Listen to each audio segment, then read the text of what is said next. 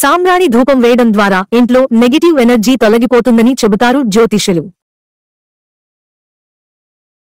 దేవుడికి మాత్రమే కాదు, ఇల్లంతా ధూపం వేయడం వల్ల ఆధ్యాత్మికంగానే కాకుండా ఆరోగ్యానికి కూడా మంచిదంటారు.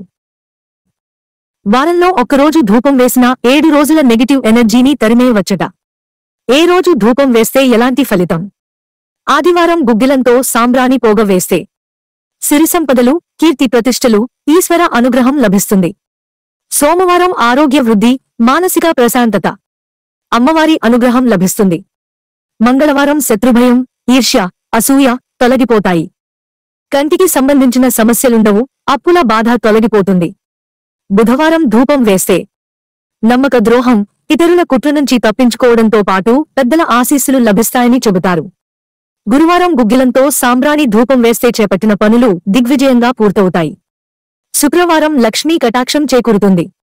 శుభకార్యాలు జరుగుతాయి, అన్నింటా విజయం అందుకుంటారు.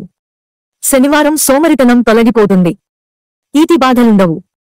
శనీశ్వరుడి అనుగ్రహం లభిస్తుంది.